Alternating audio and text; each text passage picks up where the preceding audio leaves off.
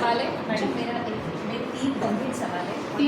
मैं आपसे उम्मीद करती हूँ आपने कुछ आंकड़े दिए हैं, इसमें एसोसिएशन फॉर डेमोक्रेटिक रिफॉर्म्स इसके ऊपर कुछ अहवाल आया है। अभी फिलहाल 151 लोक प्रतिनिधि पर महिलाओं के खिलाफ गंभीर अपराध के मामले दर्ज है, 151। अब इसमें है 16 खासदार और देश भर में 135 आमदार, मतलब MP, हाँ सांसद। मैडम इसमें 5 बीजेपी के हैं और 5 कांग्रेस के हैं जिन पर महिलाओं के खिलाफ गंभीर अपराध के मामले दर्ज है। मेरा ये एक सवाल है, ऐसे लोगों को टिकट कोई भी पॉलिटिकल क्यों देती है? दूसरा है बदलापुर में एक महिला पत्रकार के खिलाफ, अगर शिंदे जी का कोई नगर सेवक ऐसा बोल रहे हैं, आप तो ऐसे सवाल पूछती हैं जैसे आप पर बलात्कार हुआ है। इस मानसिकता के लिए आप क्या कहेंगे? और मेरा तीसरा सवाल है कि कोलकाता के लिए तो कपिल सिब्बल जी खुद आप लड़ रहे हैं वहाँ पे, तो इसको आप न्याय कहेंगे?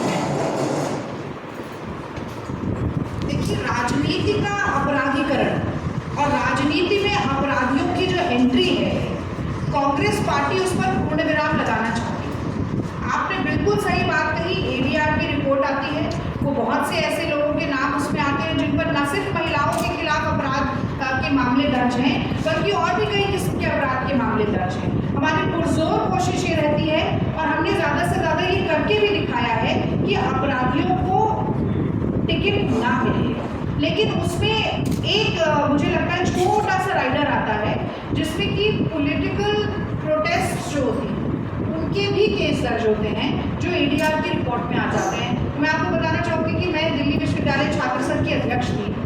2002 का एक मामला अभी मेरे 2002 से अभी तक चल रहा है। हमने DC ऑफिस में जाकर थोड़ा प्रदर्शन किया था। तो ऐसे भी तमाम मामले होते हैं। तो मुझे लगता है कि एक लाइन ऑफ डिमार्केशन होनी चाहिए जिसमें पॉलिटिकल केसेस जो कहीं ना कहीं एक विंडिक्टिव महिलाओं के खिलाफ गंभीर अपराध है, महिलाओं के खिलाफ के जो अपराध के मामले हैं उसमें किसी को टिकट नहीं मिलनी चाहिए।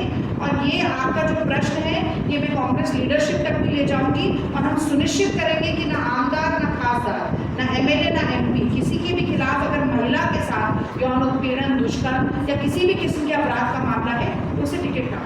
आपका दूसरा प्रश्न मेरे कैसे जहन से निकल गया, ये बात मुझे अपनी सुओ मोटो जो मैंने आज बात आप पत्रकारों के सामने रखी उसमें बोलना चाहिए था कि ये इसे तो ना विकृत मानसिकता भी नहीं कह सकते। मुझे लगता है कि ये चाल चरित्र और चेहरा है भाजपा और सभी लोगों का, जिनकी मानसिकता ही महिला विरोधी है।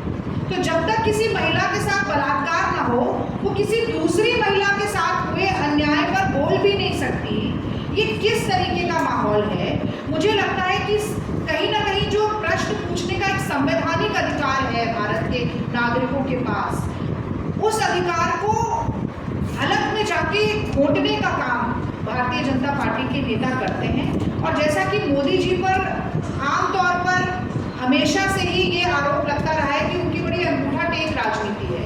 अंगूठा टेक राजनीति यानी कि मैंने जो कह दिया वो कह दिया, माय वे और द हाईवे, जिसे हम तानाशाही रवैया भी कहते हैं। वही मुझे लगता है जो बड़ा नेता कर रहा है, वही जो क्षेत्रीय नेता है वो भी सीख रहे हैं कि भैया हमसे तुम सवाल नहीं पूछ सकते। सवाल पूछोगे तो या तो तुम खुद तुम्हारे साथ बलात्कार हो तो तुम पूछ सकते हो, और वो भी अगर पूछ लोगे तो कह देंगे कि तुम देशद्रोही हो। कोई और सवाल पूछेगा कह देंगे चीन चले जाओ, कोई और पूछेगा कह देंगे पाकिस्तान चले जाओ। तो मुझे लगता है सवाल पूछने से लोकतंत्र मजबूत होता है। सरकार से लगातार सवाल पूछने चाहिए, उनकी लगातार जवाबदेही तय होनी चाहिए। और मुझे लगता है कि इस देश की महिलाएं अभी समझ गई हैं कि उन्हें एकजुट होकर एक दूसरे की मदद करनी पड़ेगी, तभी नेता भी उनके अधिकारों के प्रति जागरूक होंगे। और बहुत अच्छा किया उस महिला पत्रकार ने जो सवाल पूछा, और मैं समझती हूँ कि ये भी अच्छा हुआ कि इस तरीके का विकृत प्रश्न पूछा गया कि क्या तुम्हारा बलात्कार हुआ है जो तुम सवाल पूछ रही हो। इससे कहीं ना कहीं आज जो महाराष्ट्र में प्रशासन है, जो महायुति सरकार है, जो भाजपा नेता है, उनकी मानसिकता भी सामने आई है। और तीसरा सवाल जो आपने पूछा, देखिए कपिल सिब्बल जी तो कांग्रेस पार्टी में है नहीं। कपिल सिब्बल जी अब एक लॉयर की तरह क्या कर रहे हैं, ये सवाल तो कपिल सिब्बल जी से पूछा जाना चाहिए।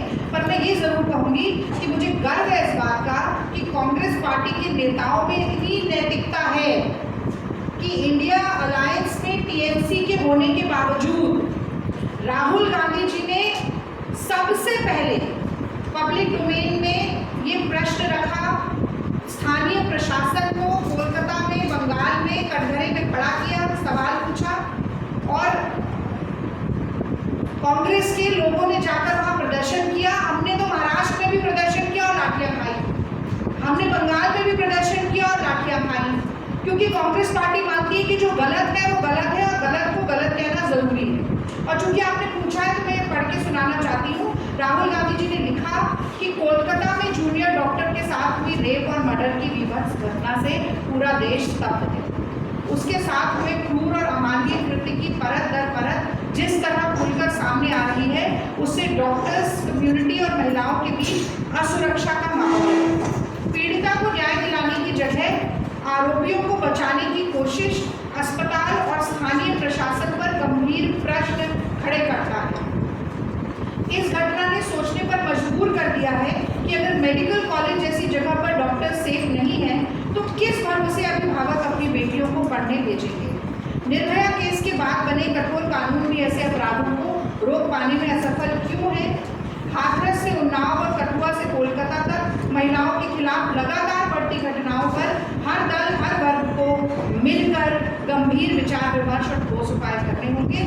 मैं इस असहनीय कष्ट में पीड़िता के परिवार के साथ खड़ा हूँ, उन्हें हर हाल में न्याय। आपने मोदी जी का कोई ट्वीट देखा है बदलापुर के ऊपर या मुंबई के ऊपर या अकोला के ऊपर? पूरा देश उनसे कहता रह गया कि मणिपुर जैसा विभत्स कांड, मणिपुर जैसा जघन्य अपराध, औरतों की नग्न परेड कराना, उनके शरीर को नोचना, ये कहीं नहीं हुआ। आग लग रही है मणिपुर में, वो कहा जाता है कि रोड वॉज बर्निंग और नीरो क्या कर रहा था, बांसुरी बजा रहा था। तो वो मोदी जी को कोई फर्क नहीं पड़ता है। अगर उनके मन में संवेदना होती वो 56 इंच की छाती जरूर कहते होंगे, पर उनका दिल पत्थर का है, ये देश ने देख लिया।